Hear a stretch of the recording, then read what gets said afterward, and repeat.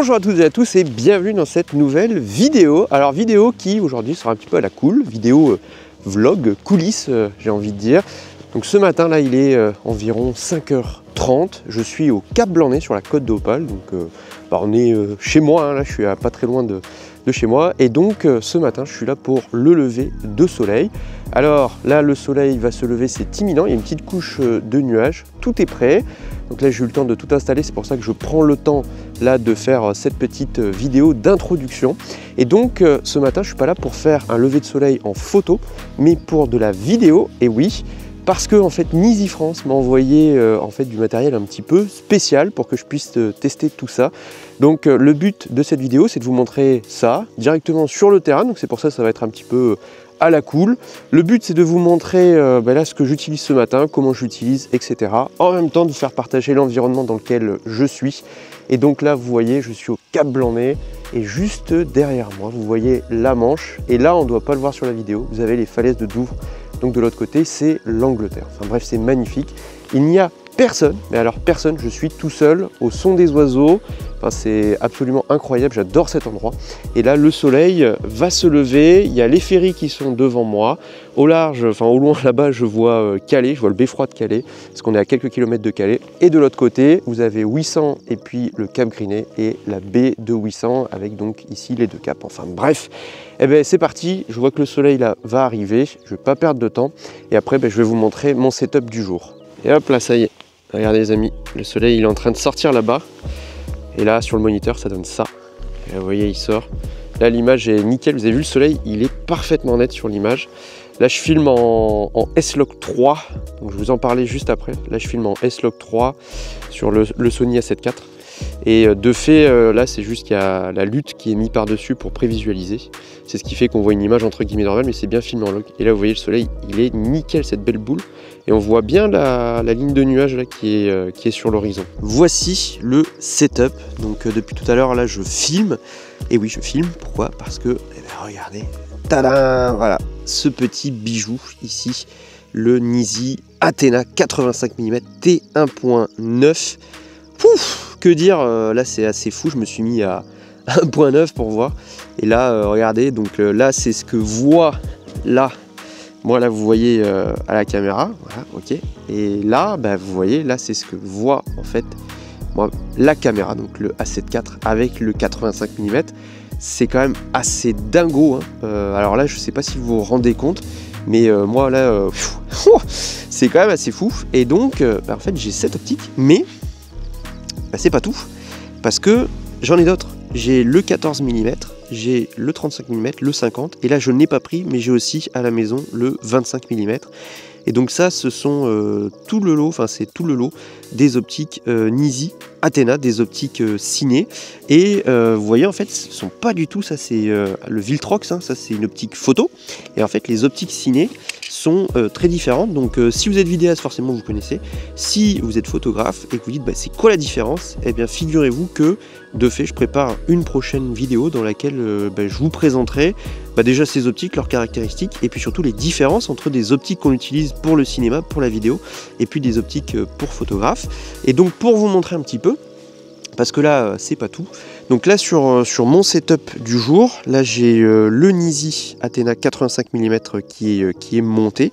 Et en fait vous avez vu là il y a une grosse bague.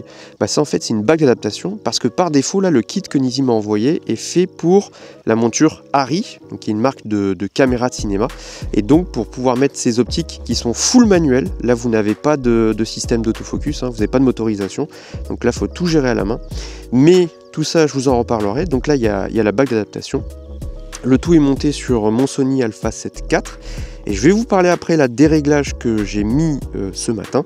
Et puis vous voyez après là il y a la Matbox qui m'a aussi été prêtée par Nizi. Donc une Matbox, pour faire grosso modo un résumé de ce que c'est. Une Matbox c'est un petit peu, si vous voulez, comme un porte-filtre pour les vidéastes. En gros c'est ça. C'est comme une grosse boîte que vous allez mettre sur votre caméra. Et vous voyez en fait devant là, et vous voyez là il y a un filtre. Et donc là sur cette Matbox vous pouvez mettre deux filtres. Donc là ici là il y a un mist qui est monté. Et là ici hop, que je l'enfonce bien, voilà, là vous avez un filtre ND, et donc vous voyez ça fonctionne un petit peu comme un porte-filtre, sauf que là ça bloque notamment aussi, ça limite les flares, etc., les flares latéraux. Enfin bref, donc tout ça j'aurai l'occasion de vous en reparler. Et puis dessus, là j'ai mis la poignée, il y a la cage Small Rig, et là j'ai le moniteur, le Portkeys, que j'adore, il est génial ce moniteur. Et là ça me permet de voir directement les réglages, etc. Et là vous voyez, ce qui est bien, c'est que j'ai l'image en temps réel en grand, l'écran est extrêmement lumineux, ce qui permet même en pleine journée de bien voir. Et là on voit bien de suite les détails, et vous verrez, parce que là dans cette vidéo je ne vais pas vous montrer les rushs finaux, vous les verrez plus tard quand je sortirai la vidéo sur les optiques Athena, mais vous verrez le rendu, et pour l'instant de ce que j'en vois c'est quand même assez exceptionnel.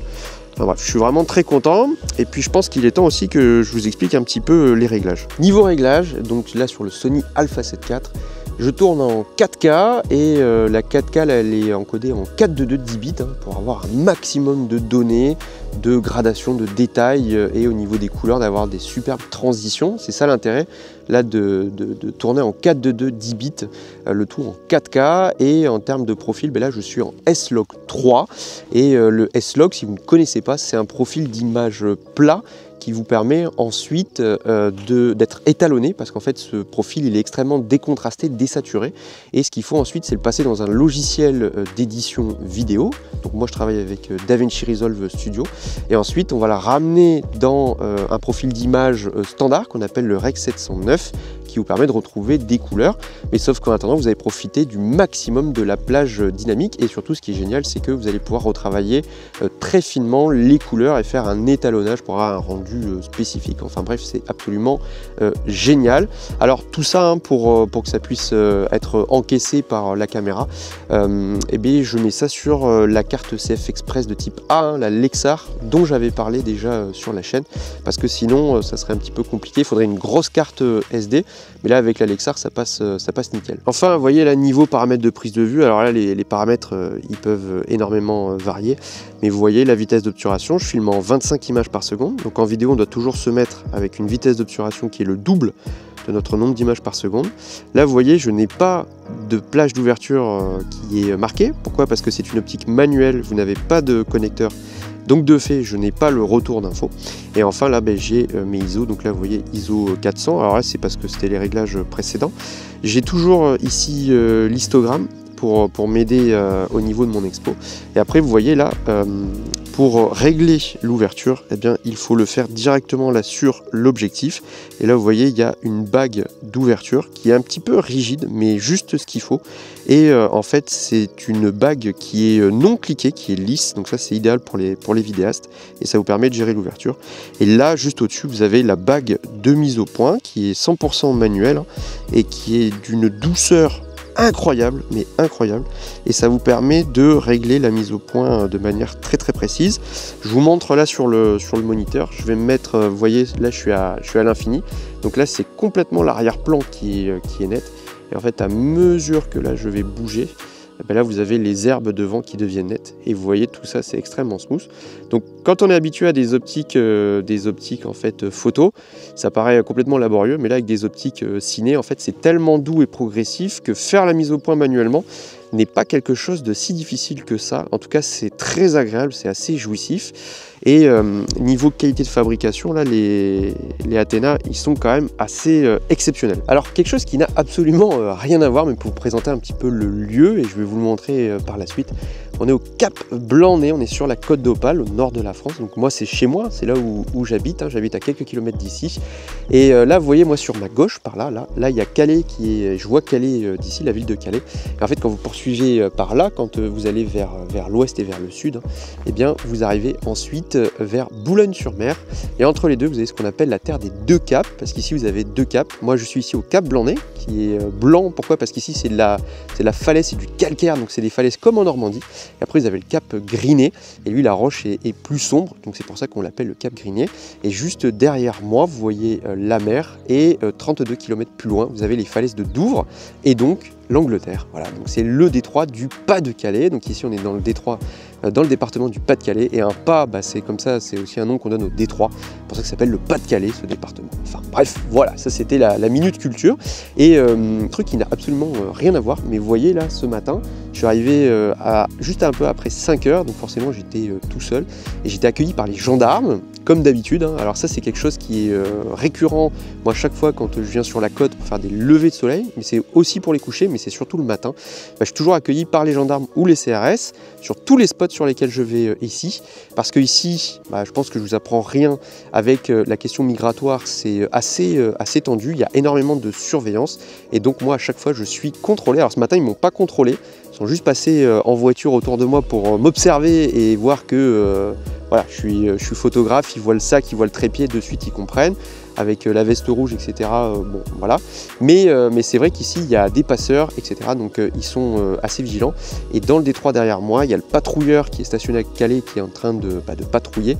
Et je pense que derrière, un petit peu plus loin, il y a l'Abeille, qui est un navire remorqueur qui est mobilisé par la marine, qui lui aussi fait de la surveillance. Donc ici, dans le détroit, vous avez toujours énormément de surveillance, que ce soit à terre avec les gendarmes, les CRS, et puis dans le détroit avec les patrouilleurs.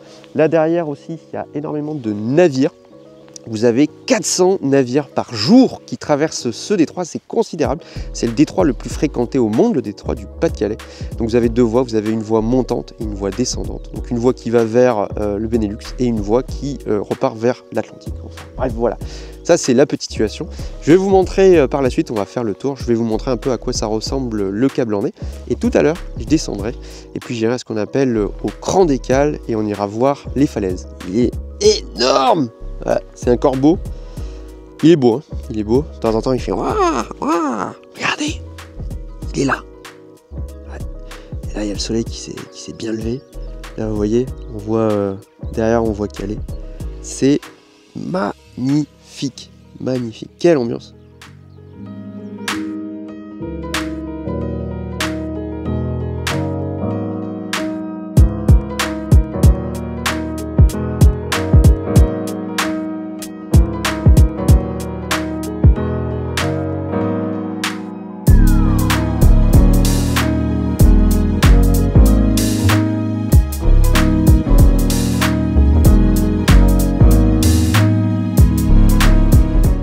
Ça y est, j'ai terminé tous les plans que je voulais faire au Cap Blanc-Nez. Maintenant, ce qu'on va faire, c'est que je vais tout plier. On va descendre et on va aller au Cran des Cales, donc au pied de la falaise. Ici, on est à peu près, je crois, à 140 mètres d'altitude. Alors, j'ai changé un petit peu et je vous montre.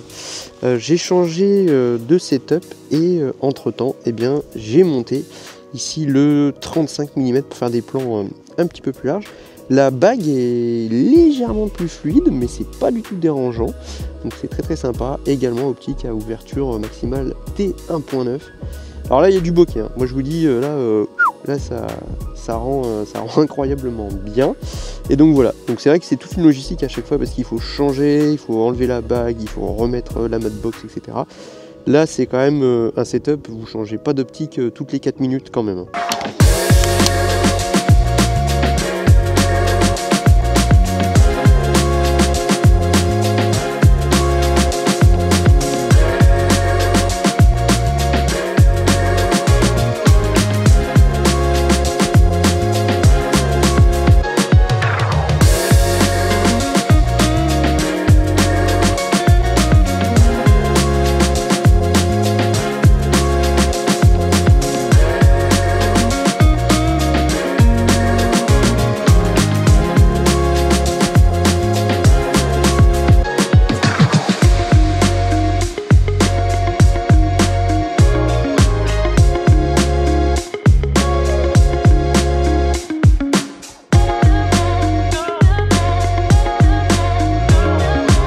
Les amis, nous voici à présent sur la plage du Cran des Cales.